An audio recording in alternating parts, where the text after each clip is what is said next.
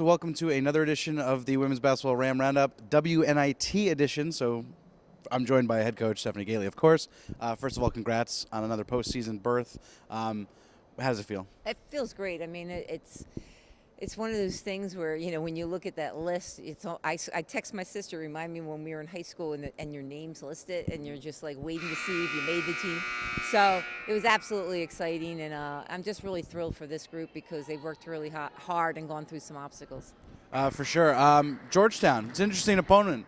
I don't think it was really on the radar of possibilities, but here we are facing the Hoyas. We'll be in Washington, D.C. on Friday at 7 p.m. What are your initial thoughts about the Hoyas? What are you game planning for them? Athletic, really athletic. You know, lead the Big East in rebounding, offensive rebounding, lead them in steals. So remind me a little bit of LaSalle in the fact that, you know, every kid at every position is a threat to score, and that they really get after it on the offensive glass. So it's going to be important for us to limit them to one shot and also, you know, limit the type of shots they get. Overall, what do you think about the draw, getting Georgetown on the road? You know, when you come in fifth, you got to realize that you might have to go on the road. And for us, I tell the kid it's really fitting because that's the one last kind of caveat we need is to be able to win on the road. I mean, we had a nice win against LaSalle, but in order to kind of put icing on the cake for this team is to beat another quality team on the road. Since you come, that's now 4 postseason berths, 1 in the NCAA tournament, obviously, 3 WNITs. What's this continuing to do for this program and for this group?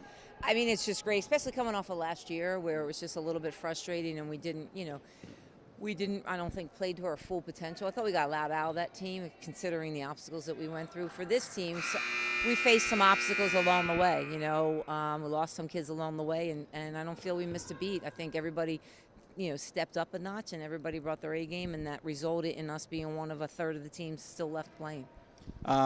You've obviously been in WNIT several times. Do you have any fond memories of the WNIT? And you've been there, so what are you telling the group that have not been there before? I mean, one of my most recent memories, one of my favorite ones, was when we lost the championship in the Atlantic 10 and went to the third round of the NIT, just because it was hard to get the kids emotionally back up after that. It was a really difficult loss to deal with.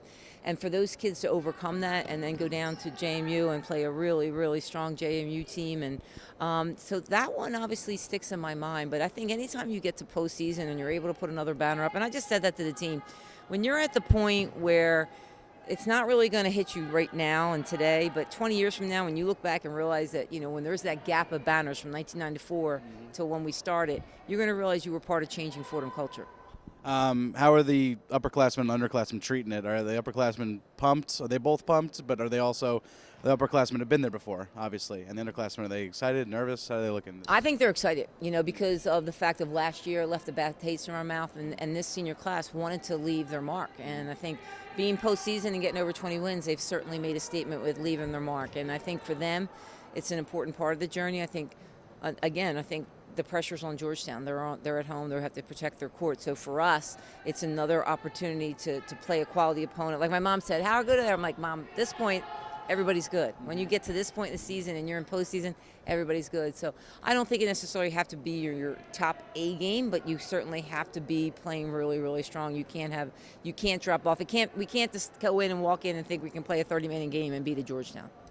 I'll save my question about the seniors for the end because it's probably the last time we're going to be talking about them on air. But let's talk about, since it's been a few weeks since I last spoke to you on camera, a couple A10 awards.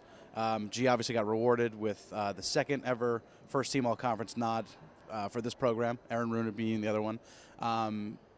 Kate got all-rookie, Hannah got all-academic for her tremendous season on and off the court. So what does that all mean for you, for the team, for the program, for especially those three? I just think when you have individual awards, it means there had to be some team success along the way. So I think having the team success was a result in G getting first team. I think if we didn't, fall in the first, quartile of the conference, G would have not gotten first team. But the reason we did fall there had a lot to do with G's, accomplishments this year. So really proud of all three of them. You don't make the all-academic team unless you have a strong basketball background as well and have some success from a basketball standpoint. I think Kate was probably right there for Rookie of the Year. I personally felt she should have been Rookie of the Year. I mean, her numbers don't jump out at you because they didn't have to. She didn't have to be on the court every minute. But I just think her best basketball is ahead. I just think the future is bright, but I'm really proud of those kids. And again, it's a statement of what they've done and what Fordham's done for them. And now G obviously took a big leap from sophomore to junior year.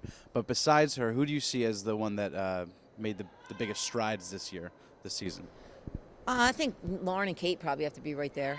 I mean, I think the seniors were pretty steady, but I think Lauren took another step up, another step forward. I think she has a lot to do. She's kind of that unspoken one, that didn't get any of the awards, but certainly had a lot to do with our success. And I think Kate quietly, Kate's things was just really inconsistency. There would be games that she was, a real threat, and there would be games that she wasn't there, and so that's part of being a freshman. That's the roller coaster part. So I anticipate Kate's jump to be Lauren's jump, next year. But I mean, I'm just thankful that they were both underclassmen. For sure. And someone that has recently been making strides is Mary Golding. She's been inserted into the starting lineup. First couple games, wasn't the focal point, but obviously it's culminated in a double-double, her first one in the quarterfinals against St. Louis. She was tremendous that day. How are you liking this new look starting lineup the last couple weeks, and how's Mary been doing? I mean, I like it. I mean, I think, with Mary in the lineup, we've had a lot of success. Gives you another, big body. It helps us on the boards. I thought she was terrific against St. Louis. I mean, she did a great job. She was all over the place. Even though her numbers were outstanding, it's just you don't see in the stats, the ball she kept, kept alive by just having some tip out. So I just think Mary's given us a great spark off the, first off the bench and now in the starting lineup. All right, and obviously you took a couple days off after the A10s, but you got right back into it. I know you had some fun practices there too. I saw that. There's on Twitter some fun videos. But what have you been primarily preaching to the team leading up to this game? Be consistent. Right now there's 340 some teams in Division I, and only 1/3 are left playing, and only 3 teams, WBI, WNIT, and NCA, are going to be, only 3 teams are not going to know the feeling of losing at the end of the season. So, for us, the most important thing is we've worked hard to get to this point. Don't be satisfied. Be hungry. Come out and let's make a statement. Let's let all our hard work pay off and result in really taking this for a ride in the WNIT. For sure, and I will end it with the seniors. 3 of the most durable players in all program history. They're all in the top 10.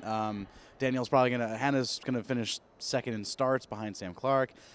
Can't say enough about them, but what have they meant for this program, all these postseason appearances and the accolades that they've gotten?